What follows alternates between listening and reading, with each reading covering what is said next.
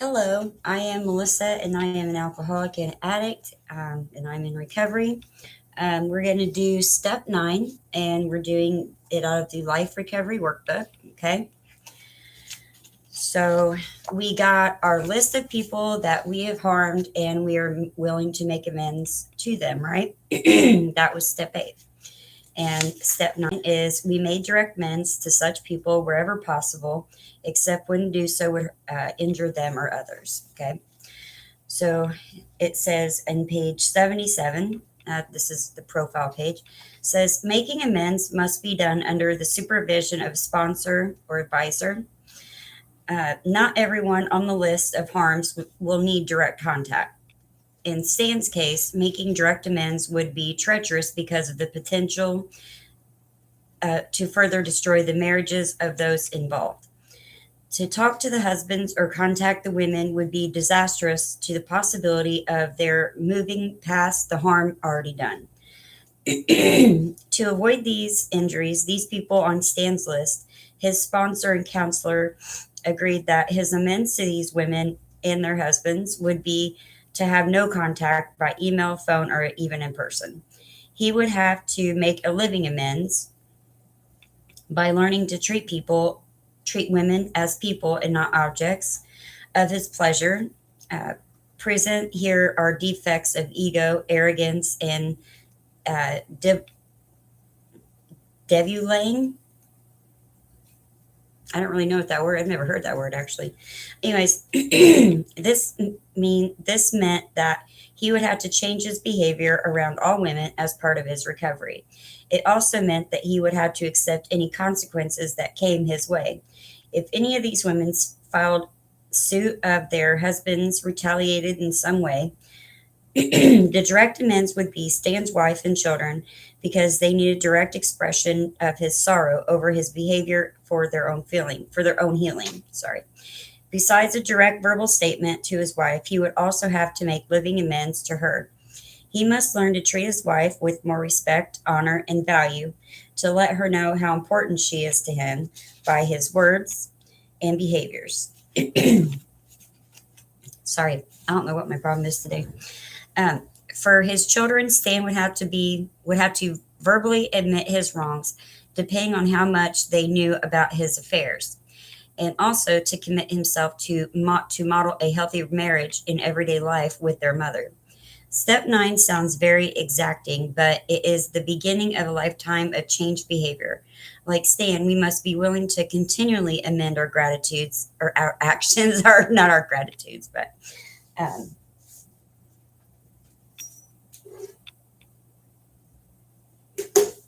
sorry about that.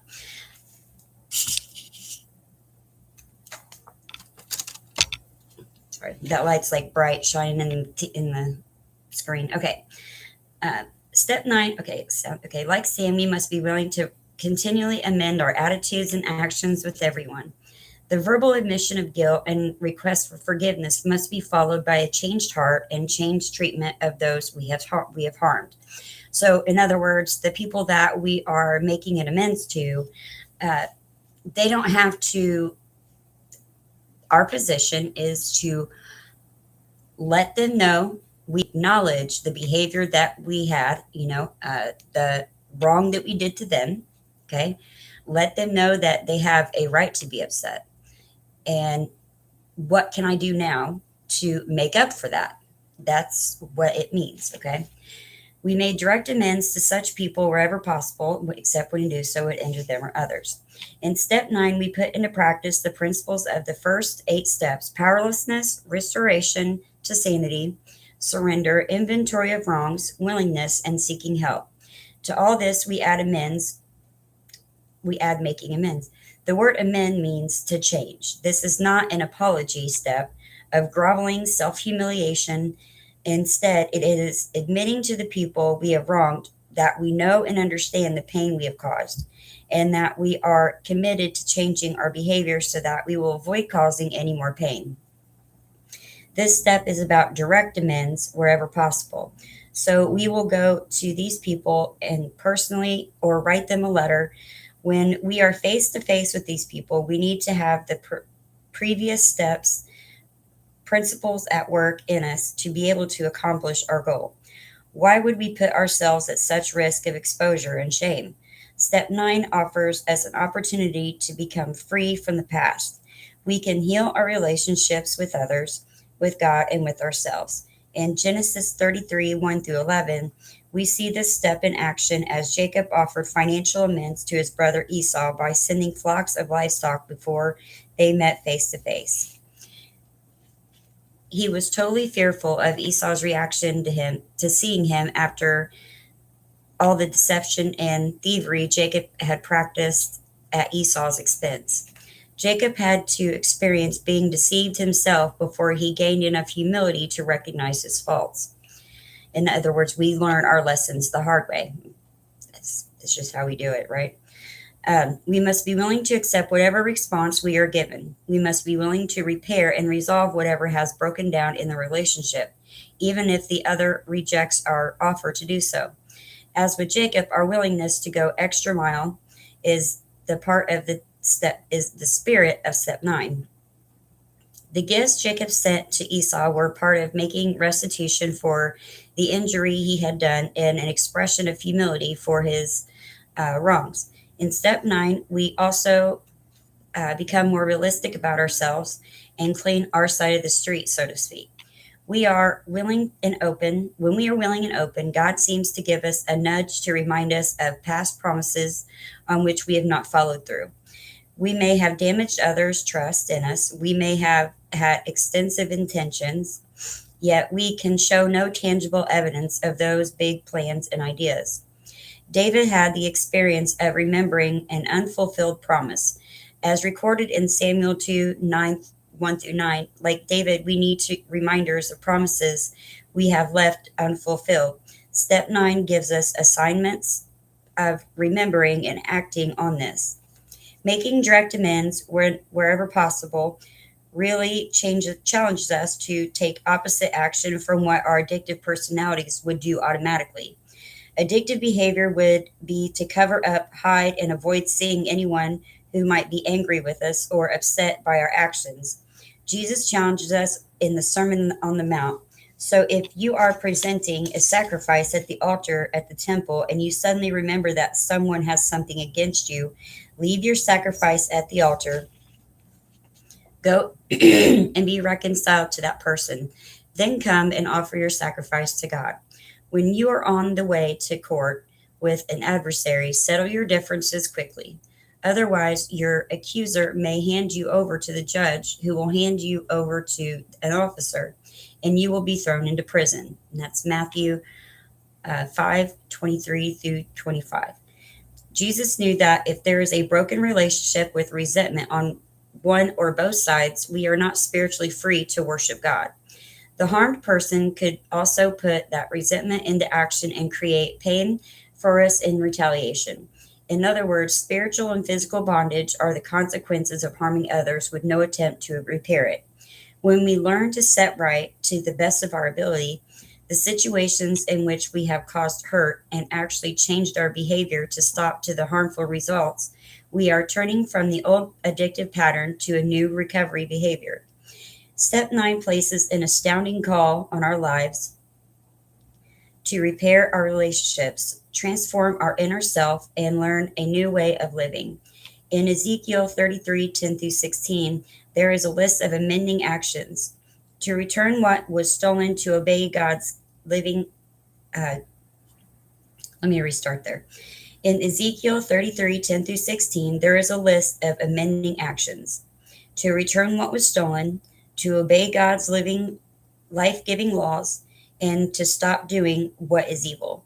When we confront the utter self-centeredness which has motivated the actions, drives, goals, and feelings of our lives, we may be daunted by the enormity of the recovery life. We may wonder whether this new life is really possible for us. We may have observed people who have attempted recovery from addiction only to return to drinking, overeating, and sexually acting out. We may wonder if continual recovery is possible. Our response must be to allow God to do his work in us by surrendering the outcomes in simply taking action. Recovery is possible if we stay the course and take one day at a time. Working the first 8 steps creates a readiness and willingness to assess our past mistakes, even when this is uncomfortable. In step 9, we actually take action to correct them. In Luke 19, 1 through 9, Zacchaeus, I don't know if I said his name right there, came to Jesus and was inspired to take an inventory of himself.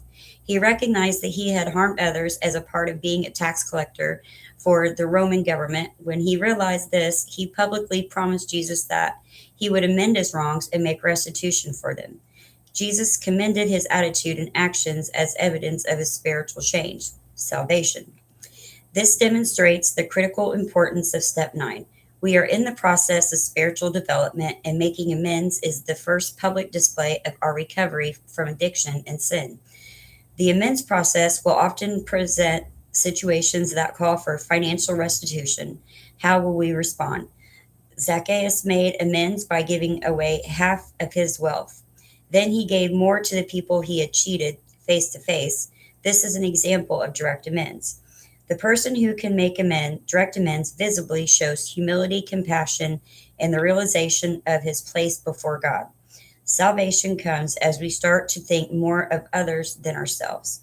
The amends process in step 8 and 9 brings out the unfinished business in our lives.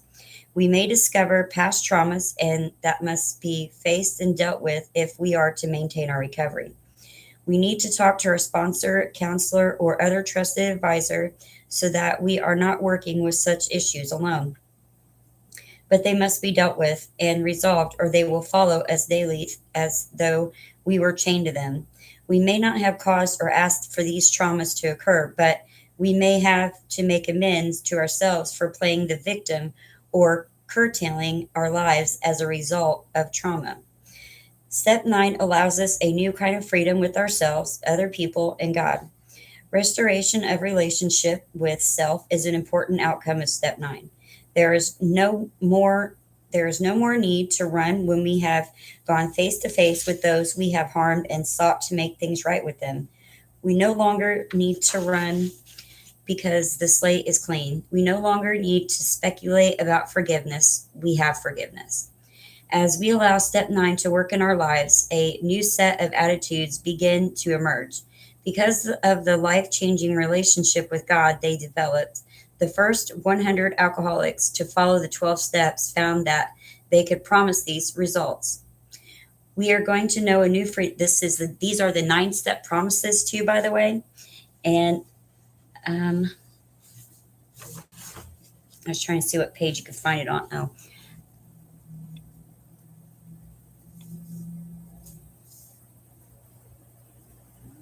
You can find the 9-step promises on page 75 or 78 to 80 in the big book. Okay, we are going to know a new freedom and a new happiness. We will not regret the past, and we will not wish to shut the door on it. We will comprehend the word serenity and know peace. No matter how far down the scale we have gone, we will see how our experience can benefit others. That feeling of uselessness and self-pity will disappear. We will lose interest in selfish things and gain interest in our fellows. Self-seeking will slip away. Our whole attitude and outlook upon life will change. Fear of outcome and economic insecurity will leave us. We will intuitively know how to handle situations which used to baffle us. We will suddenly realize that God is doing for us what we could not do for ourselves. And it says, when we work the 12 steps to the best of our ability, they become realities in our hearts and lives. These are changes we can expect when we earnestly seek the spiritual structure of life described in the 12 steps. So the questions are,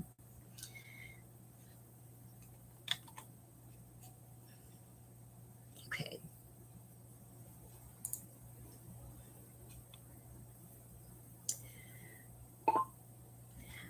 Who are the people on my step 8 list, delete that. The people on my step 8 list who strike the most intense fear in my heart when I think about making amends face to face. Okay, the next one, and these are under long awaited healing. All right. Do I have supportive people to help me gain willingness to take such a challenging step?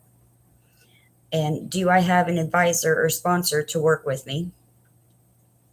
I highly recommend a sponsor because these are, doing the steps is not for somebody to do them by themselves. It's not what they're made for. So,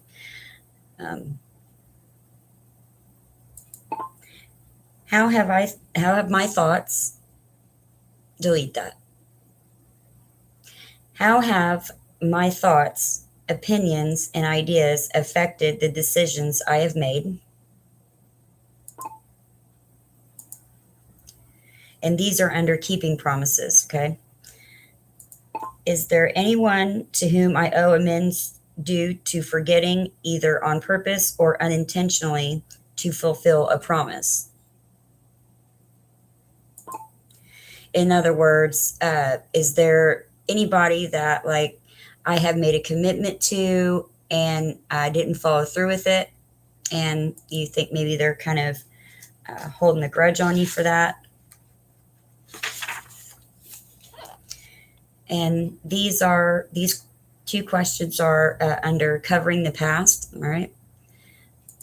What forms of harm listed in step 8 do I resist giving up in order to make amends with another?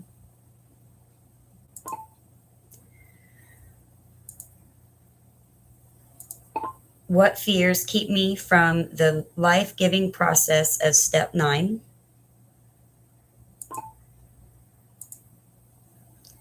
Okay. The next two questions are labeled making peace. What is my usual response or reaction to brokenness? And you could answer that in two different ways. You could, what is my response or reaction to my brokenness? Or, what is my usual response to somebody else's brokenness? Am I helpful? Am I understanding? Am I compassionate about their feelings? Am I empathetic? Does my amends list include people that have something against me? If so, do I have difficulty finding the courage to deal with them? I think we all have that problem. And these next two questions are from the caretaker. List financial amends that you owe and name the people and the amounts. Well, the day I robbed that bank, I got away with a lot of money, and I still haven't made an amends to that bank because I'm not allowed to go in on that property. But, I could write a letter. All right. Am I willing to go to any lengths to offer amends? What risks are involved?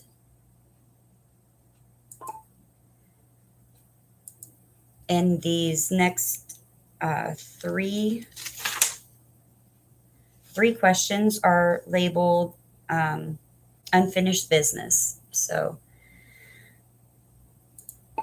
how far will I delete that? Delete that. How far will I go to restore a relationship with another person, with God, and with myself?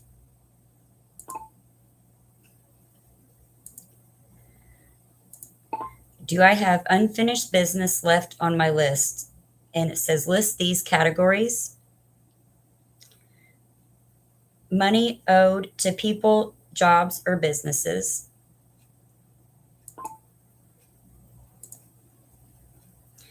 These next two are still with this question here. Were there any laws broken?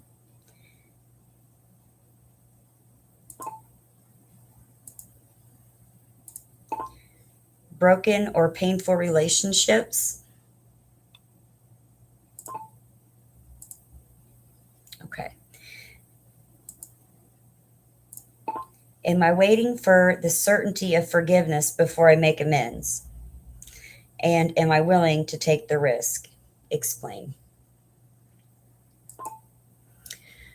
So when it says, am I waiting for the certainty for forgiveness before I make amends? All right.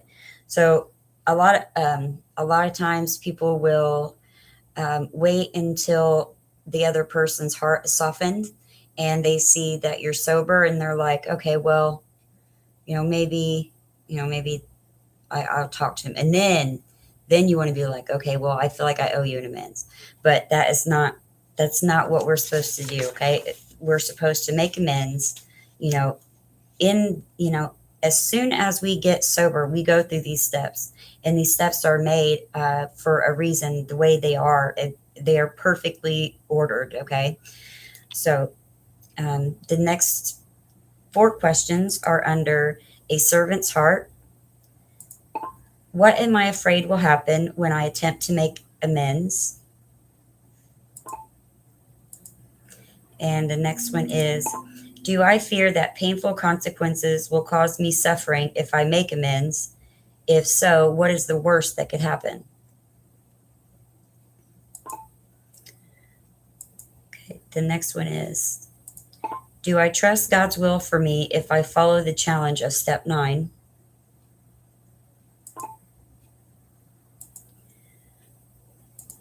Which of the 12 steps do I need to focus on before I make these fearsome amends? All right, and then it follows with this right here. It's one thing to say you're sorry, it's another thing to prove it.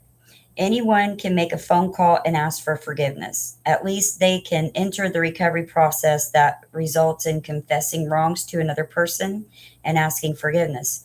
But it is the courageous person of character who wants to right the wrong, restore the loss, or pay back what was taken or owed in any way possible.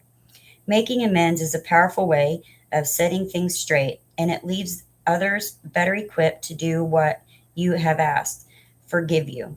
There is a price to be paid for freedom, and it is called restitution, right? Because I'm sure we all love that word. The only time I ever remember restitution being said was in court. But anyways, that's for a different time. Okay. Too early for jokes. All right. So when I'm going to go look at these questions. What forms of harm in step 8 do I resist giving up in order to make amends with another? Well, so your pride usually will stop you from making amends. Okay. So, and that's why step 4 helps to separate your character defects, right? Because once your character defects are laid out and you are diligently working on them for the better, it's easier to do step 8 and 9. Okay. So were there any laws broken? So if there were laws broken, and in my case, there was a few, I made it wasn't a direct amends, but it was an amends because I had gotten in trouble in Hendricks County, and I was kind of a pain in the butt when I was there, but it doesn't matter. I just, for the fact that I was in the jail. Okay. There was, in my mind, I felt like I should have made an amends because I shouldn't have been in jail in the first place. And I was a pain because they had to drive me every day from Hendricks County Jail all the way to Indianapolis because I was going to the methadone clinic. And and then, I had that entitlement attitude there at the same time. So when a few years later, which was just like 2 months ago, I was at an AA conference in Hendricks County, and the lady that was there she was the security guard. She happened to be one of the police officers in Hendricks County. And I just seized the opportunity. I was like, hey, can I sit and talk with you for a minute? So, and I let her know, hey, obviously, I'm here at an AA conference, and I'm a GSR, I'm doing service work, and I'm sober. So, and I'm living right. So, what can I do to make it right? And, what she had said to me was, just, keep doing what you're doing. And I mean, she ended up being like a really, really nice lady. Of course, they usually are when you're on the right side of the law, which I found out later in life. So, um, okay, anyways, back to the point. All right, broken or painful relationships. Um, so that's another one. Like, I have an example when towards the end of my meth career. All right, there was this guy who tried to kill me in a car accident, and he drove us into a tree and into a pole. And when I got out of the truck, my ankle and my knee touched. Okay, so they was going to amputate my leg. But my point is, okay, he did it on purpose, and he is not alive now. So the way I can make an amends was, I mean, I obviously did something to drive him to do that. You know what I mean? Because he wouldn't have just been like, "Oh, I'm just going to kill you." Well, I don't know. Some people are like that, but usually it's not the case. Maybe two out of 100 cases are Jeffrey Dahmer. You know what I mean? And but anyways, so I wrote a letter, okay, and explained that my part of this situation was what it was, and uh, I they didn't amputate my leg, so that's good. But I forgive that because I was a pain. Okay, and I'll give you another example. Uh, I've talked about this in a couple of my other videos. I had a relative that I was drinking, all right, and I was dropping him off somewhere, and I didn't know I wasn't doing drugs at the time, but he was apparently. So when I dropped him off, it was like 4 o'clock in the morning, and I was pretty drunk, and he was like, "Well, why don't you just come in for a minute?" So I go in there, and this really big guy, kind of, and I was always like 100 pounds, like soaking wet. So I was really little before I got sober, and then I gained a whole nother person. But so, I got pulled into a room and had no control over the situation. Now, am I going to go to that family member and talk to them about it? That was like 20 years ago. No, I'm probably not, because none of the rest of my family members need to know about it. And I feel like it would cause more harm, especially with me having a history of not being honest. So, with that kind of situation, I'm not going to confront him. And, but, my part in that, okay, is if I had not been drinking, I, I mean, I should have known not to go in that house. I mean, if I was sober, I would have known not to go in there. I mean, when I think about it, now, I mean, it was a crack house. That's what they did. They sold crack there. So I got sold for crack, I mean, by my cousin. I mean, who does that? But anyways, so my point is, though, I got to a point where, you know, for a while, I kind of, I drank on that. I was a victim in my mind over that. And then I ended up being so tied up in that and drinking all the time that I put myself in even more situations. So they just multiplied. So that, compared to the other life choices I've made, was really not even a big deal, because of all the other things that have happened because of my situations that I've made in my life. When I get done with the 12th step, I will come on here and I will give my my testimony, and I hope that when I do, it helps somebody, because I've done some really stupid things, and a lot of people can understand the situation. So I can understand most people's situations when it comes to recovery and all that. Things that they've been through, situations they put themselves in, et cetera, et cetera. So I will also put my email in the chat anybody decides that, they need, preferably, I like to rather work with women because that's how it's kind of supposed to go. But if in case, I mean, if it's a man and you message me, I can definitely help you get to uh, some help. I can give you a phone list of men to help you, or I've got so many resources. So if you need resources, if you need help, if you're in Bloomington, if you're in Indiana, I can help you with that too. I have some resources that are outside of Indiana. If you're in Illinois, I got some resources there. But that's the thing about people in recovery, especially in AA. We have so many phone numbers. Like I have 560 phone numbers in my phone, and only two of them are from people I talked to in my past. These are all people that are in recovery, and because I changed my people, places, and things because uh, I had done so much damage. I did 42 years worth of damage in one spot. I mean, you just can't build from that. I couldn't. So I changed everything, and that's how I got through my life, and or to better my life, and I got involved in the church. That's also helpful. Uh, so I hope that I have helped you in some way. It would help me if you guys would like the video or share it or subscribe or whatever. It just makes it to where I don't feel like I'm doing this for nothing. I want to help people, and I want to get, it says in the Bible to read and then, make disciples. And that is my point of doing these videos, is to help, spread the word for one, and to help people in recovery for two. And since I have such a extensive background in being unrecovered, I'm usually a pretty good help when it comes to getting recovered. So I hope that you guys have a wonderful day. I will be back on here in a little bit to do step 10. So thank you.